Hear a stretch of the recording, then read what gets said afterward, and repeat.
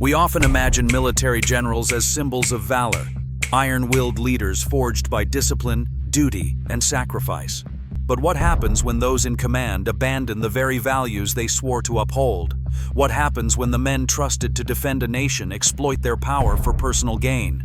From traitorous deals with foreign powers to embezzlement and war crimes, these are the stories the Army doesn't put in recruiting ads. These are the most corrupt generals in U.S. history, men who rose to power in the ranks, only to fall from grace in disgrace. This is the full list, and by the end, you'll understand just how far power can rot. General James Wilkinson, 1757 to 1825, the Spanish spy in uniform. James Wilkinson fought in the Revolutionary War and later served as the senior officer of the U.S. Army. But behind the uniform, he harbored a dangerous secret. He was a paid agent for Spain. While holding high office in the American military, he accepted bribes and funneled intelligence to the Spanish Empire, even advising them to intercept the Lewis and Clark expedition.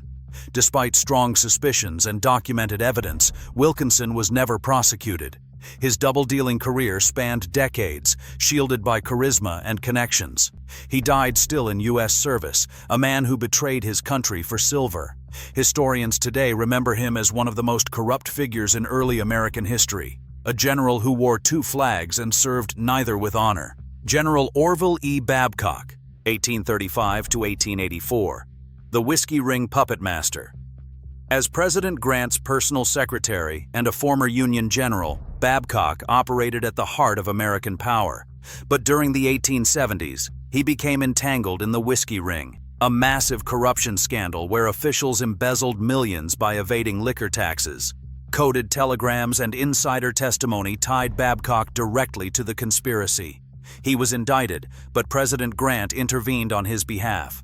With the president vouching for him, Babcock walked free. Though acquitted, he never escaped the stain of guilt. Forced to resign under pressure, he was later implicated in another federal crime. Babcock's career ended in disgrace. Despite his military title and White House proximity, his legacy is that of a man who abused power, corrupted institutions, and brought scandal into the heart of post-Civil War America. The scandal tainted Grant's administration and raised serious questions about loyalty and blind trust. Babcock showed that even war heroes could turn opportunists when placed close to unchecked political power. General Justus McKinstry, 1814 to 1897, the quartermaster, who sold out the Union. Appointed a Union general during the Civil War, Justus McKinstry wasn't remembered for his battlefield tactics, but for his corruption as a military quartermaster. Tasked with overseeing supply contracts in Missouri, McKinstry was accused of steering lucrative deals to cronies and pocketing kickbacks. Investigations uncovered widespread fraud and self-enrichment. A court-martial found him guilty of graft and neglect of duty. In 1863, he was officially cashiered, dishonorably discharged and stripped of rank.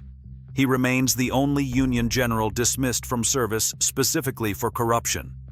McKinstry's name faded into the footnotes of Civil War history, but his case set a precedent for accountability. He proved that even during America's most defining war, greed didn't take a break, and that no uniform is above the law. His fall from grace reflected systemic flaws in wartime procurement and the risks of absolute authority. McKinstry's abuses cost not just money, but also trust in the Union command during a pivotal national crisis. General William W. Belknap, 1829 to 1890, impeached for sale of Indian trading posts. A Civil War general turned Secretary of War under President Grant, Belknap was a decorated soldier with political ambition. But behind closed doors, he arranged shady deals that sold access to Native American trading posts. In exchange for lucrative licenses, Belknap and his associates collected years of bribes. When the scheme surfaced in 1876, Belknap rushed to the White House to resign, just moments before the House voted to impeach him. Despite his departure, Congress pursued the trial. Though the Senate ultimately avoided a conviction on procedural grounds, the majority agreed. Belknap was guilty. He became the first and only Secretary of War impeached in U.S. history. Once hailed for bravery, he left office in disgrace, a general turned politician who put profit over public service. Belknap's scandal highlighted the vulnerability of military contracts to political favoritism. His actions fueled distrust in Reconstruction-era governance and marked one of the earliest major corruption cases to shake the U.S. executive branch. Brigadier General Jacob H. Smith, 1840 to 1918. Kill everyone over 10, known as Howling Wilderness. Smith, this Civil War veteran, earned infamy during the Philippine-American War. In retaliation for the killing of American troops, he ordered his men to turn the island of Samar into a howling wilderness.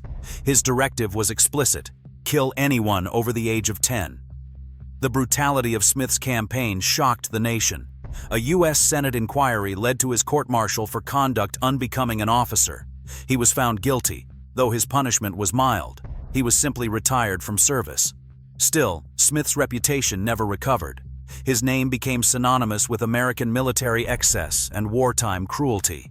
His actions stood in stark contrast to the principles he was supposed to defend, and his downfall reminded the world that vengeance and power are a deadly mix. Smith's case also became a rallying cry for anti-imperialists. His unapologetic brutality damaged the Army's reputation abroad and left a permanent scar on America's colonial legacy in the Philippines. Major General Frederick Funston, 1865 to 1917. Torture behind the medals. Frederick Funston was once a national hero. He captured Filipino revolutionary leader Emilio Aguinaldo and was celebrated for bravery during the Philippine campaign. But Funston's reputation hides a darker truth. Under his command, torture was not uncommon.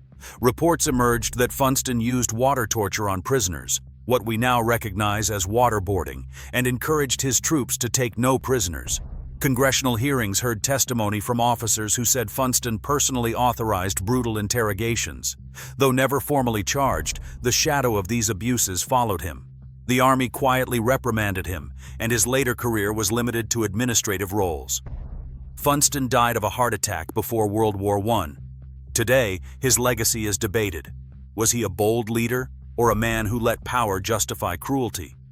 Even in death, Funston's name sparks debate about the ethics of American warfare. His actions underscored the thin line between victory and violation, and the moral cost of empire building through force. General John D. Lavelle, 1916 to 1979. The Phantom Bombing General Air Force. General John Lavelle commanded 7th Air Force during the intense Vietnam War bombing campaigns. Tasked with strict rules of engagement, Lavelle secretly authorized hundreds of unauthorized bombing raids into North Vietnam in 1971 and 1972. To conceal these illegal strikes from Washington, he ordered subordinates to falsify mission reports, creating phantom threats to justify the attacks. When whistleblowers exposed the deception, a Pentagon investigation confirmed the scale of the fraud and cover-up.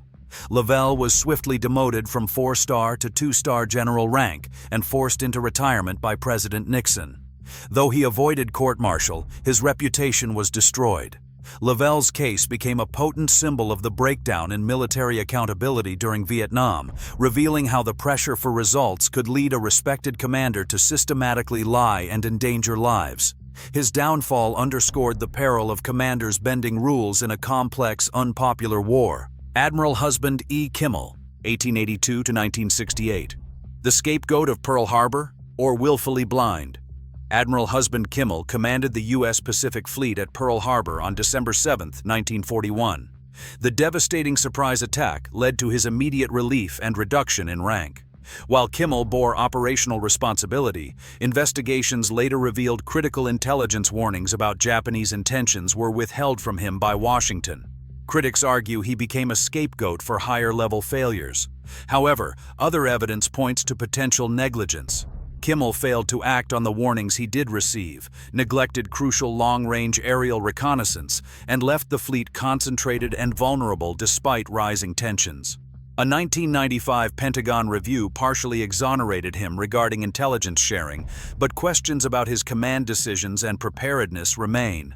Whether primarily a victim of circumstance or guilty of willful blindness, Kimmel's career ended in ignominy. forever linked to America's greatest military disaster.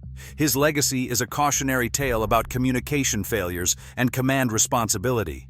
Brigadier General Jeffrey A. Sinclair, 1961-present. Abuse, adultery, and contract favors Army. Brigadier General Jeffrey Sinclair, a decorated combat veteran of Iraq and Afghanistan, faced a spectacular fall in 2014.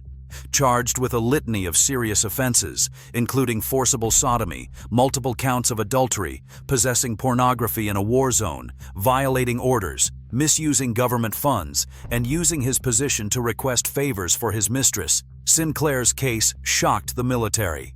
He initially faced life in prison.